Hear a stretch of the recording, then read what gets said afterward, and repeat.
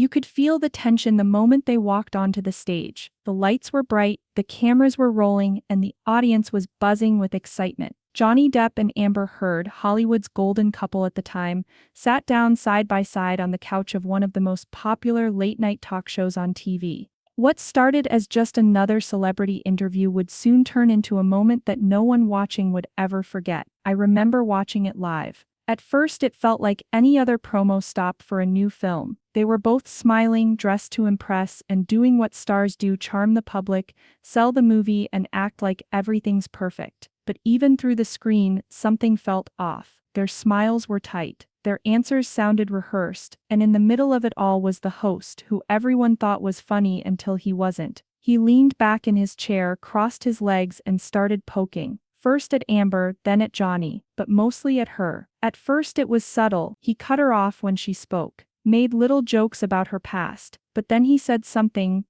that made the air in the room change completely. I won't repeat it here just yet. You'll know it when you hear it. It wasn't just rude, it was laced with something colder, something sharp. The audience laughed nervously, not quite sure what to make of it. Amber blinked, frozen, and Johnny, he looked at the host like he was seeing him clearly for the first time. And then, just when it seemed like everyone would move on and pretend it didn't happen, Johnny said something that shut down the laughter, something that flipped the room upside down. But before we get to that moment, the one that made headlines and froze the internet, let me tell you everything that led up to it. Because that night wasn't just about a comment. It was about power, perception, and a single moment of unexpected truth. From the outside, Johnny Depp and Amber Heard looked like the kind of couple you only see in movies: beautiful, stylish, magnetic. The media couldn't get enough of them. Paparazzi photos of them holding hands on red carpets, whispering into each other's ears at premieres, or just walking through airports in sunglasses and leather jackets, it all looked so perfect.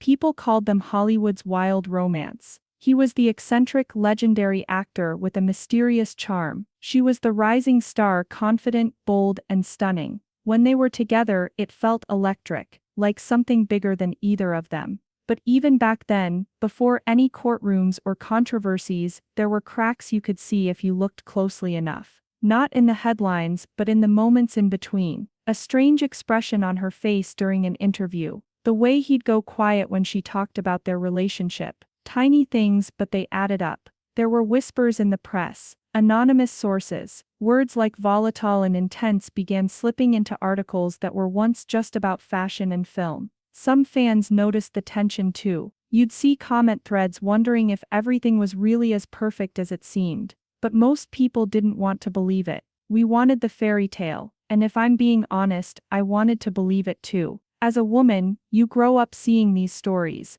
the complicated genius and the fiery beauty, and you root for them. Because maybe if they work out, it means passion and love can survive anything. But that's not always how it goes. Behind the scenes, I imagine it was more complicated than we'll ever know. Fame does that. It turns real people into characters. It puts pressure on every word, every gesture, every silence. And no matter how much you love someone, that spotlight can burn both of you. What's heartbreaking is that so many of us missed the signs. Or maybe we just ignored them. Because it's easier to believe in a fantasy than to face the truth that love, even the loud, glamorous kind, can hurt. And sometimes, it can be dangerous. So when they sat on that couch together for the talk show, all eyes were on them. But no one really saw them. Not the real them. Not the tension just beneath the surface. Not the years of words unsaid. You could tell they were still playing their roles, still performing the part of the perfect couple. But that night, something changed. Because when you push people too far, the truth has a way of showing up, no matter how hard you try to keep it hidden. The show began like any other. The audience clapped as the host welcomed Johnny and Amber to the stage. He was all smiles, dressed sharp, with that typical talk show energy, charming, fast-talking, and just a little too slick. Johnny offered a quiet smile, his body relaxed but unreadable. Amber, on the other hand, looked radiant, polished, poised, confident. She gave off the kind of strength that only someone who's been through fire can carry with grace. At first, everything felt normal. The host made a few jokes, asked about the film they were promoting, and tossed a few compliments their way. Amber laughed politely. Johnny nodded. They played along. But then, the questions started to shift. The host began turning more toward Amber, not to ask about her performance or her preparation for the role. Instead, it started with a joke about her being too pretty to play tough. The audience laughed. Amber smiled, tight-lipped. You could tell she'd heard that kind of thing before. Too many times. Then he interrupted her mid-sentence to joke about her dating history, saying something like, "You sure like bad boys, don't you?" Laughter again. Louder this time. Johnny didn't laugh. Amber kept her composure. She always did. But her smile faltered for just a second. The host went on, casually dropping questions about how she keeps her figure, how she handles all the attention from male fans. He even made a snide remark comparing her to a character she played, one who was known for manipulating men. It was all framed as just humor, but you could feel it, that smugness, that underlying tone, like he was trying to put her in her place with a grin on his face. Johnny, who had been quiet so far, leaned back. His expression didn't change much, but his eyes did. He wasn't laughing. He wasn't even pretending to anymore. Amber tried to steer the conversation back to the film, back to the work. But the host wasn't letting go. He was getting bolder with each comment, like he sensed the discomfort and wanted to press further, like he thought he could get a viral moment out of it. And in that moment, the room started to change. The laughter became thinner, uneasy. And Johnny was no longer just a guest on the couch. He was watching, waiting, and that calm silence of his was starting to feel like a storm just beneath the surface. And then it happened. The host leaned forward, his eyes glinting like he was about to deliver the punchline of a joke only he found funny. He looked at Amber, not Johnny, not both of them, just her, and said with a smirk, "You know, Amber, you seem to play a lot of, well, let's just say manipulative women, dangerous, seductive types. Do you think that's because it just comes naturally to you?" The studio audience chuckled, but it wasn't real laughter. It was the kind that people force out when they're not sure if they're supposed to find something funny. Some looked at each other. Others stared ahead, waiting for someone else to set the tone. Amber froze, just for a second. Her smile dropped. Her eyes darted to the host, then down to her lap, then back up. She laughed softly, nervously, but there was no joy in it, just survival. Just that familiar, awful instinct women know too well. Don't make it worse. Stay calm, keep smiling. She straightened her posture and tried to respond, something like, "Well, I think those roles are written that way. Strong women are often misunderstood in scripts." It was a graceful attempt to steer the conversation back to professionalism, to reclaim her voice. But the damage had already been done. The host didn't stop there.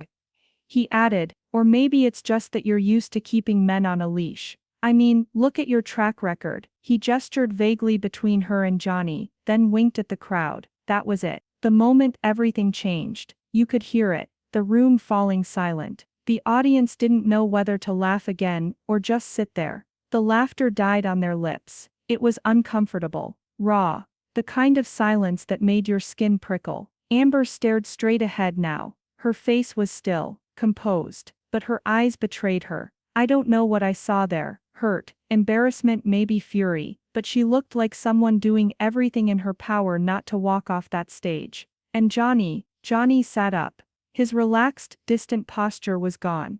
He leaned forward, elbows on his knees, hands clasped tightly. His jaw clenched so hard you could see the muscle twitch from the side. His lips were pressed in a straight line, but his eyes, that's where it all lived. They were cold, not angry, not loud, just sharp. He didn't look at Amber, he looked at the host, and suddenly the whole room felt colder. That kind of cold that makes you feel like you've gone too far, but it's already too late to take it back. The host seemed to sense it too. His smile twitched, faltered. He glanced between them like he was expecting someone to jump in and lighten the mood. No one did. No producers, no cue cards, no sound effects, just that heavy silence. And Johnny Depp, staring through the man who'd just humiliated the woman beside him on live television. The silence stretched, thick and heavy, like the entire studio was holding its breath, waiting. Johnny finally spoke, but it wasn't what anyone expected. He didn't yell, he didn't snap, he didn't launch into a rant or storm off the stage. No, he spoke calmly, softly, but every word was sharp, cutting through the tension like a knife. He turned slowly toward the host, looking him directly in the eyes. His voice was low, steady, and filled with a quiet strength that made everyone lean in closer. "You know," Johnny said, "I've been in this industry a long time. I've seen my fair share of interviews, comments, and yes, even jokes. But what you that's not a joke. It's a cheap shot. It's the kind of thing that's been said to women like Amber for far too long." He paused, letting the words sink in. Women who are strong, who speak their minds, who refuse to be boxed into someone's idea of what they should be. You insult her work, her character, and then you make a cruel comment about her personal life, all in the same breath. And you expect us to laugh. The audience was silent, caught between shock and admiration. Johnny's eyes didn't waver. "There's a double standard here," he continued. "If a man plays a complicated role, he's versatile, deep, talented. But a woman who does the same is labeled difficult, manipulative, or worse. And that kind of talk, whether it's on TV or whispered behind closed doors, hurts. It reduces people to stereotypes, to gossip, to something less than human." His voice grew even quieter, but the power in it was undeniable. "I'm not going to sit here and let that happen. Not to her, not to anyone." The host's smug grin had disappeared entirely. He opened his mouth to say something, but Johnny held up a hand. "No, this isn't about ratings, it's about respect. And if that's too much to ask, then maybe it's time to rethink what kind of show you want to run." For a moment, the whole room was still. No applause, no laughter, just a stunned silence, as if everyone was waiting to see what would come next. Amber looked at Johnny. Her eyes were wide, stunned, a mixture of relief and gratitude washing over her face. In that instant, something rare happened, something you don't see often in the world of celebrity interviews or gossip columns, a moment of real solidarity. A man standing up for a woman, not with anger or bravado, but with clear, calm conviction. The audience shifted in their seats. You could almost feel the energy change. What had started as a joke at Amber's expense became a powerful statement against sexism and disrespect. And Johnny, he leaned back, still composed, as if he had just said what needed to be said, and now there was nothing left to prove. That night, he didn't just defend Amber Heard. He defended something bigger: dignity, fairness, and the courage to call out cruelty when you see it. After Johnny's words, the host looked like a man caught off guard, like the ground had just shifted beneath him. He tried to recover, attempting a half-hearted joke about how well that's showbiz, folks, but the room was no longer in the mood for laughs. The awkward silence lingered, and the audience's polite applause felt forced, like they were just glad the moment was over. Backstage, I can only imagine the tension. Amber's relief must have been huge, but also mixed with a deep exhaustion. Johnny's calm defense wasn't just a moment of bravado, it was a rare act of protection in a world where women in the spotlight often face constant scrutiny and judgment. When the show finally aired on TV that evening, social media exploded. Hashtags like #RespectAmber and #DeppDefends began trending within hours.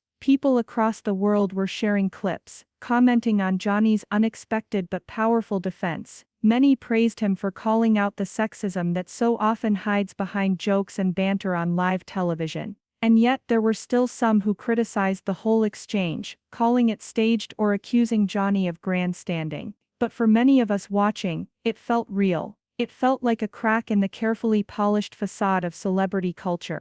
It's rare to see moments like that, moments when someone stands up clearly and calmly for what's right, especially on live TV where everything is scripted and controlled. It's even rarer when the person standing up is someone as famous and influential as Johnny Depp, speaking out not just for himself, but for Amber, who was often the target of unfair treatment. That night, the public started to rethink their perception of the couple. No longer just the glamorous Hollywood pair seen in magazines. They became real people in the eyes of many, flawed, complicated, and caught in a harsh spotlight. People began to question the stories they'd accepted, and to see Amber not just as a celebrity girlfriend, but as someone who deserved respect. Watching from the outside, I felt something shift, not just about them, but about the conversation itself. About how we talk about women, power and respect in the world, because sometimes, it takes one quiet, firm voice to change everything. But here's the thing most people didn't know. After the show aired, a crew member whispered something that changed everything. They said Johnny had warned the producers before the interview started, not once, but twice, not to let things get personal, to keep it professional, to respect Amber. But the producers, according to that same source, they did the opposite. One of them allegedly told the host, "Stir things up, push her buttons. That's what gets views." That revelation hit me like a punch. What felt raw and real on air was partly planned. The insults, the tension, the smirks, they were deliberately set up to create drama. Johnny's response, so calm and powerful, was no accident either. It was his way of taking control in a situation that was engineered to humiliate. For viewers, that truth added a new layer of betrayal, not just from the host who made those sexist comments, but from the very people who were supposed to keep the show fair. It made the moment even darker, and Johnny's defense even more important, because sometimes, what's behind the scenes is messier than what we see on screen. And that night, behind the cameras, a fight for respect was happening in ways the audience never fully understood. Watching that moment unfold as a woman was hard. There's a pain you feel deep down when you see someone, especially another woman, being mocked or belittled in front of millions. It's like a silent ache, because you know all too well how much courage it takes just to sit there, keep calm, and hold yourself together when the world is trying to tear you down. Amber's face told a story no words could fully capture. The discomfort, the strength, the quiet resilience. And Johnny's response, it was a rare breath of fresh air, someone stepping up to say, "Enough." But even with that moment of solidarity, the story was complicated. Life isn't as simple as heroes and villains. There are cracks and shadows everywhere. Behind the scenes, behind the smiles, behind the headlines. What stayed with me most was this: respect is everything. It's more than just manners or polite words. It's about seeing people for who they really are, beyond rumors and stereotypes. It's about refusing to let cruelty slide because it's easier to laugh it off or look the other way. And silence. Sometimes, silence can be just as loud as an insult. When people stay quiet in the face of injustice, when they let harmful words go unchecked, that's when real damage happens. That night, on the talk show, we saw one rare moment where silence was broken. One moment where someone refused to stand by and watch disrespect unfold without saying a word. It's bittersweet, because it reminds me how often those moments don't happen, how much courage it takes to speak up, and how important it is when we do. So, if there's one thing to take from this story, it's this: respect matters, always. And when you see someone being treated unfairly, don't stay silent. Because sometimes, that voice is all it takes to change everything. If this story moved you even a little, please like this video, share your thoughts in the comments, and don't forget to subscribe for more real, emotional stories. Sharing helps more people hear these voices. Thank you.